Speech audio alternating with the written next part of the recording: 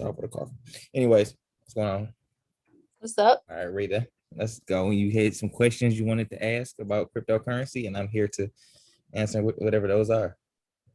Yeah, I just want to know, like, what the is crypto? What is it? What is it? What is crypto? So cryptocurrency is it's pretty much just like, let me see how I'm gonna explain it. It's like it's a collection of like data but it's like designed to be used to like as a medium of exchange, kind of.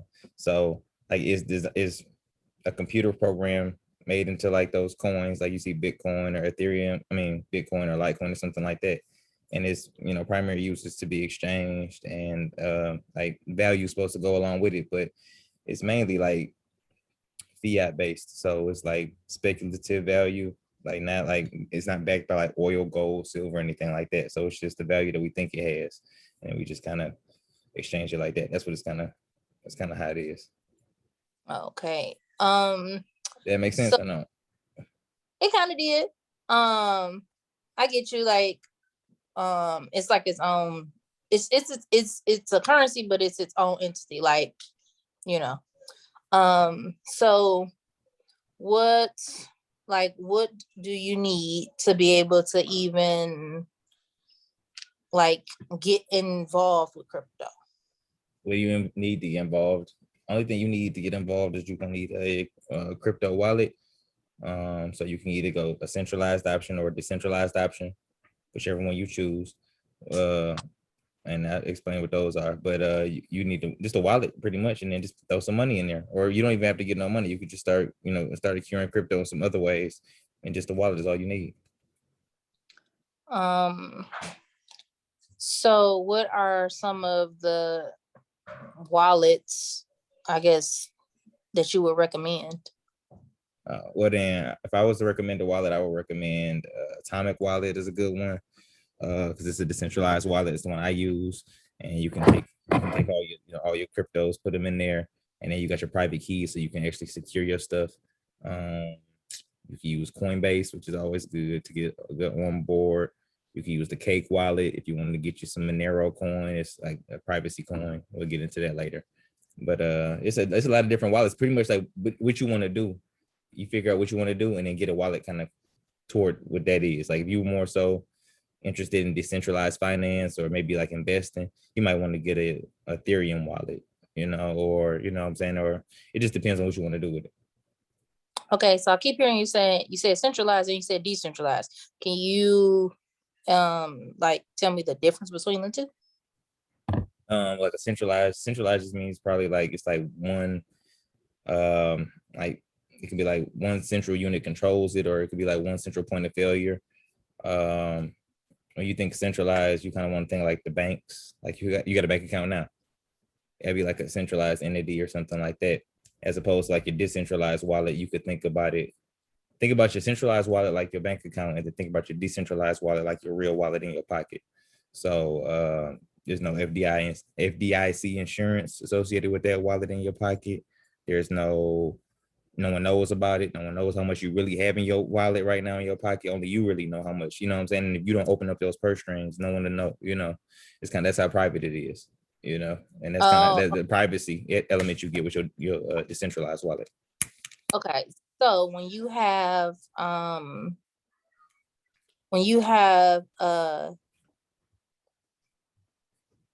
decentralized, there's like no tracking, like you said, kind of, it's almost a decentralized is almost equivalent to like having cash. Nobody knows how much cash you really have like on hand.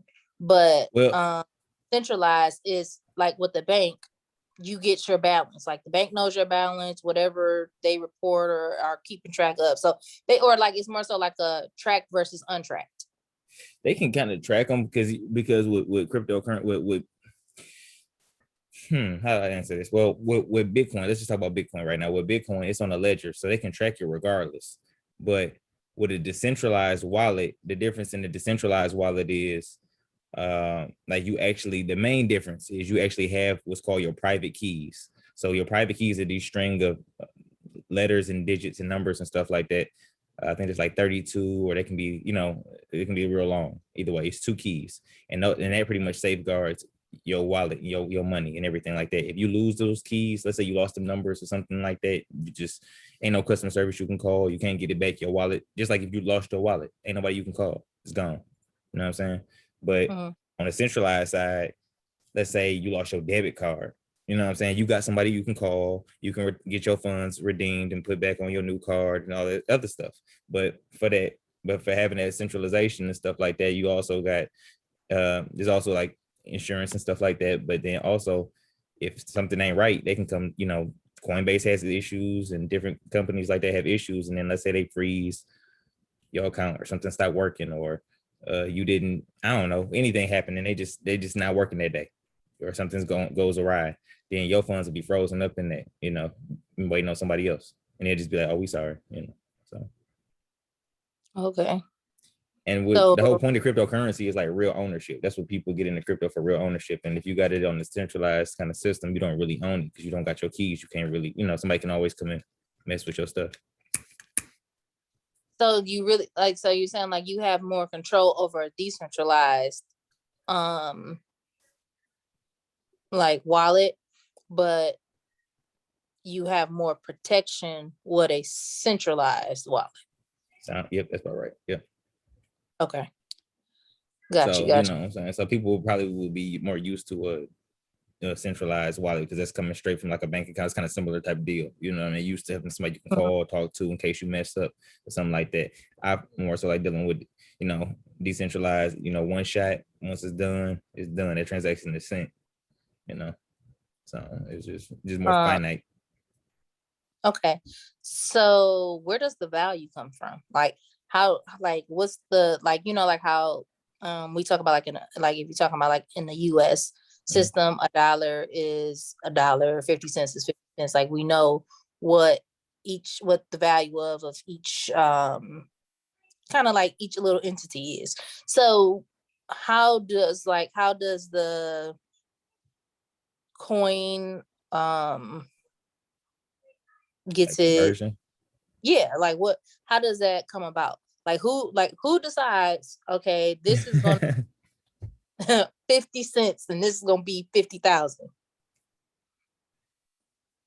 Well, are you talking about, well, first let me see, are you talking about in comparison to the US dollar, or are you talking about just in comparison to everything? I'm saying in general, like how do you know what something, like how do you know like where the value comes in? Like who, like how is the value determined?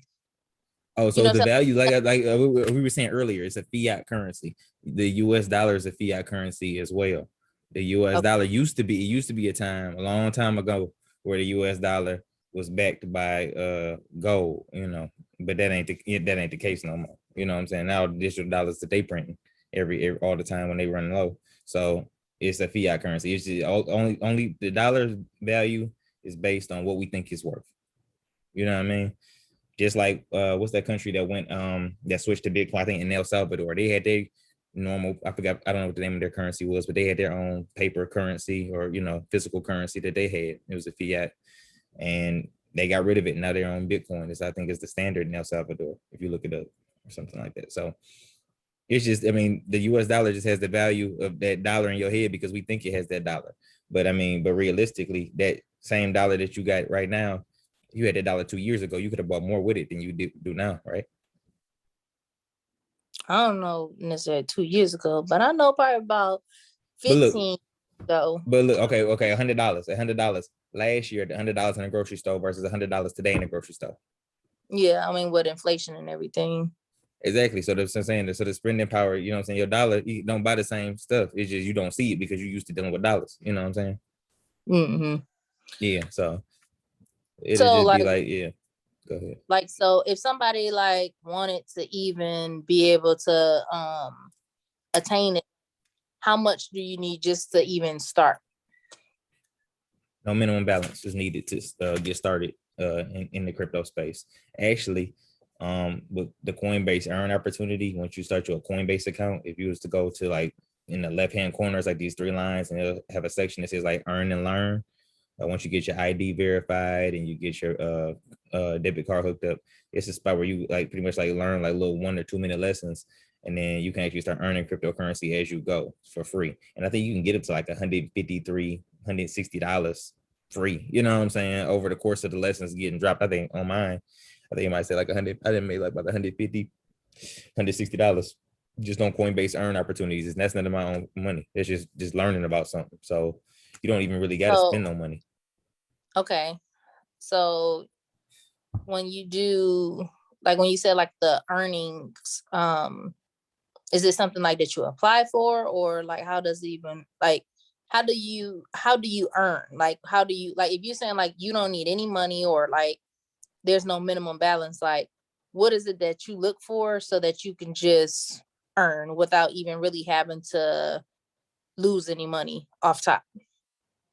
Off top. So like if you off top want to get invested, it's kind of weird question, but like if you want off top start like pretty much like investing and you didn't want to spend any money, I would say do like the Coinbase earn opportunities. And then as you know what I'm saying, if you buy the currency, buy it for the low, sell it for the more. You know what I'm saying? So you buy it low, and as it goes up, then you'll have more value in your account and you can move it around, exchange it in between currencies, and do other things like that. On Coinbase, every currency is a little bit different. And you gotta do your own research on the currency, and then it'll explain to you what it does. So there's some, you know how you used to have a CD in your bank account and you used to cash deposit, and you could put money away and then it come back a year later. If you didn't touch it, it had to grow some interest on it and stuff.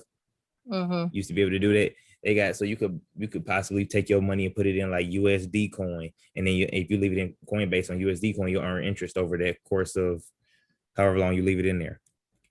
Or you could take it and put it in like another coin, and you could stake that coin. You could do different things with different currencies. So once you know them and you done did your research, you'll know what you can do and how you can manipulate each one. If you want to make more off of it, or if you want to just hold it, because they still speculative assets. You could just hold it, you know what I'm saying? Just wait a year and then make money like that.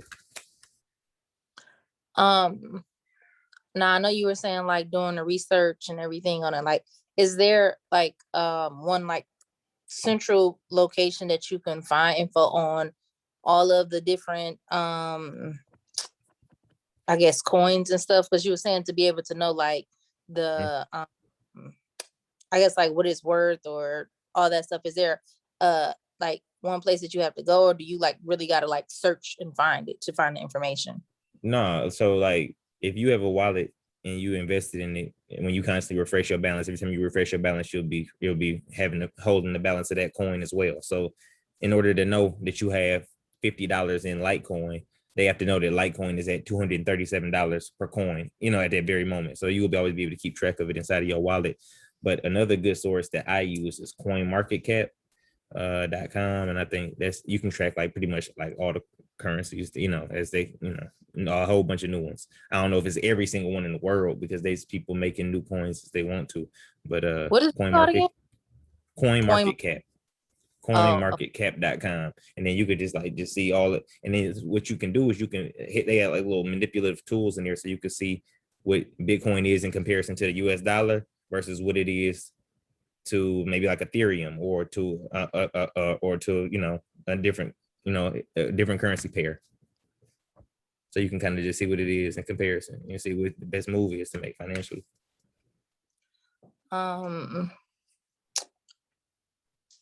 all right. So how is it like when it comes for like being able to like cash out or something? Like say, like I know you were saying like different amounts, like they can grow interest and everything like that. Like what is the process for like transferring, like to be able to like, so I know like you were saying like Coinbase, it has like its own value and everything, and then like the US has their own value. Like how is it that you are able to kind of switch that over? Like say if one of the coins became 60,000, how would I, like what do you do with that? Do you leave it where it is, or do you transfer it into your bank account? Like how does that work? So they got a couple different ways you can deal with that. So what you would, you kind of ask a couple different things in there. The way you would exchange it is typically in the wallet.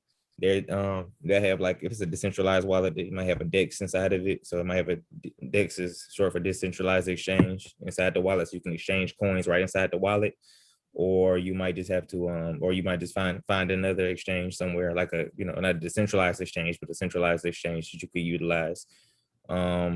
Or you could, they got what's called stable coins. So they got these things called stable coins, like DAI is one, DAI. I think Gemini has a coin that's a stable coin, USD coin. And these stable coins are in place to be pegged to stay where the US dollar is at all times. So what people will do is, I know that Ryan know that you know what I'm saying, that crypto is gonna go crazy. I'm invested in, say I'm investing in like hamster coin, right? Or some bullshit. And then my coin, and I know it's gonna go crazy like this. But one day it's crazy high. And I'm like, man, I want to save this money while it's high. I'll then take my money and move it into USD coin and hold it there. And then when it goes back down, then I'll buy it back again at the low and then ride it to the top again. You see what I'm saying? Because this coin is pegged to stay at what the US dollar is at all times. So that's the way stable coins kind of work. Okay, so once they get to a certain point, you want to transfer it to a stable coin so that it doesn't fluctuate.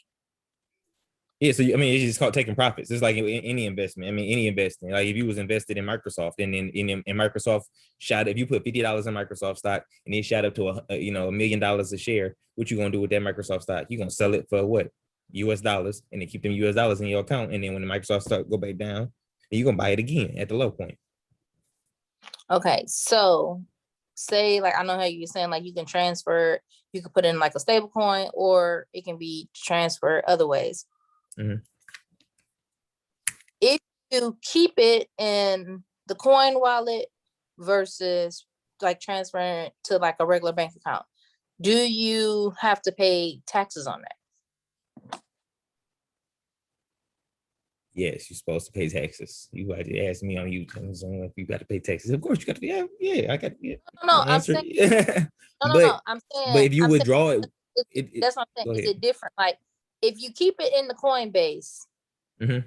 is there like a tax on that, or is it only once you try to? Once you try to take it out. If it's in crypto, it's in crypto. You know what I'm saying? It's in crypto. Okay. It's working right then. But once you convert it out, to transfer like into an account, that it becomes taxable. But I'm saying, like, why it's in the wallet, I'm saying it's not taxable though then, right? Yeah, they probably wouldn't. Yeah, no, it wouldn't be taxable unless some new regulation that came out. I don't know about up to this point. No, it's not taxable. No, okay. They can just tax crypto just because it's going up. But my question will be to that: why, whatever you buying, let's say whatever you're going to buy or whatever like that, instead of withdrawing it out to your bank account and incurring a service fee or service charge or anything like that, why don't you just see if you can find somebody who is willing to accept that Bitcoin that you have for that item? I mean, are you buying? Oh, so you're saying like, you know what I'm saying?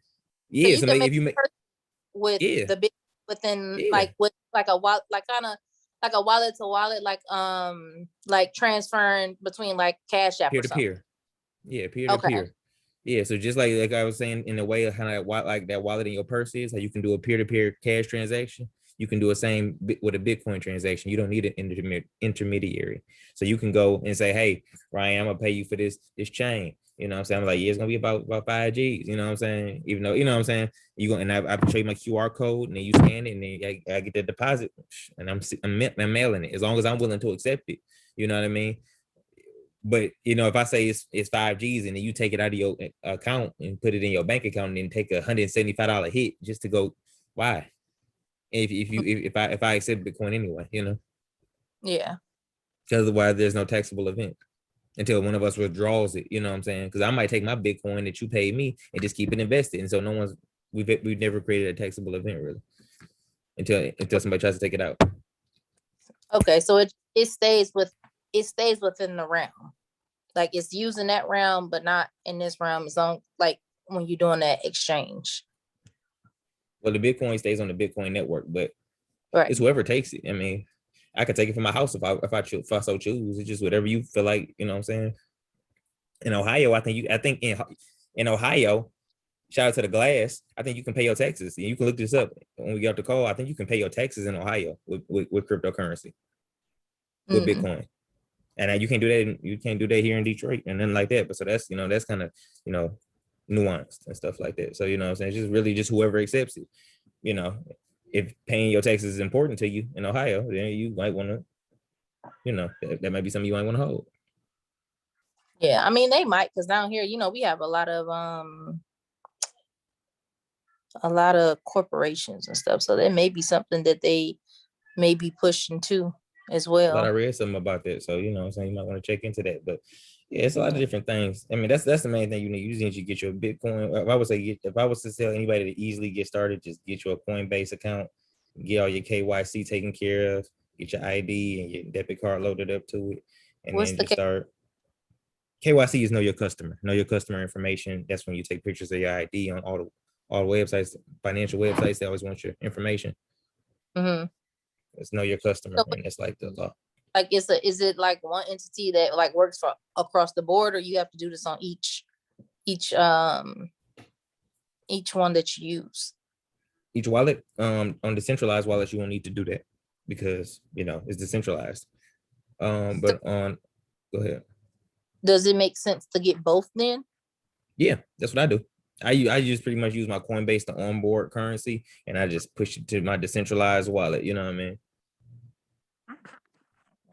You know, it's almost like you might have like a savings account and then a checking account, kind of. You know what I'm saying? You might have your spendable in your Coinbase, and then you might have your what you keeping, you know, tucked away for long-term savings, and more so in your decentralized. Well, I mean, based on what you were saying though earlier, I couldn't say like decentralized versus decentralized is like your checking versus your savings. It's more so like your checking versus your shoebox or your mattress. Is that you know what I'm saying? It's discretionary funds, however you choose, you know what I'm saying? You describe it, but you know what I'm saying? Either way, you got the freedom to utilize it how you want to. You know, those still kind of same in the same boat, the checking and the savings. Like I'm saying, when we're thinking about, like when we were talking about the different wallets, like that's still in the same entity versus like it's like cash on hand versus in an account. Yeah, but are you talking about the difference between the centralized and the decentralized? Because it's still got differences as far as like, you know, like because like I was saying earlier, like basically like the decentralized is not insured.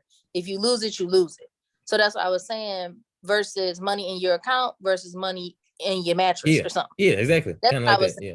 Yeah, that's what I was like, because checking and savings is still basically a centralized. Yeah, sure. Yeah. I see what you're saying. Yeah. Because you still got somebody you can call. Now, when you're in the decentralized, like you on your own. So like for instance, like if you mess up like and send a Bitcoin to an Ethereum address, it's gone. It's gone. I don't know how you met. It's gone. What is Ethereum? Who is that? It's a different, it's something else. We'll get into that different time, but it's just a different, it's a different protocol. It's a different crypto. But if you send some Bitcoin to Litecoin address, or you just sent it to a different address or something like that for a different currency, it just be gone, you know. It just be gone. So that's just like if you mail some cash in the mail to somebody without a stamp, it just be, you know, it just be gone. So yeah, that's gone. I guess I gotta put in the next lesson plan, because what you say? Ethereum. We'll talk about it. We'll talk about it. Okay, see, I thought I was learning something, but then you said something about some Ethereum, and now I'm starting to feel dumb again. No, you're not dumb. You good. You gonna get you gonna get you. So got the scammers in the Bitcoin too? No, ain't nobody scamming nothing, man. All you gonna do is you gonna get on Coinbase, get started, you know what I'm saying, and then get you know, they gonna start paying you. You earning and learning, so you know what I'm saying, learning and earning. So as you learn, they're gonna pay you. Like you're gonna deposit it like right in your crypto account, the currency that you're learning about. So you'll be like, oh, Stellar is blase split, and then once you answer the lesson correctly, they're gonna give you like $3 in Stellar right in your account. You be like, oh, okay, cool. You know what I'm saying? You could take that and cash it out in the cash right there if you wanted to into your checking account. But I wouldn't do that. But you know what I'm saying? $3. But they're gonna give you $3 times 4 lessons. So then the 3, 6, 9, $12. And then there's other ones that come up here and there. Like I said, mine's balling.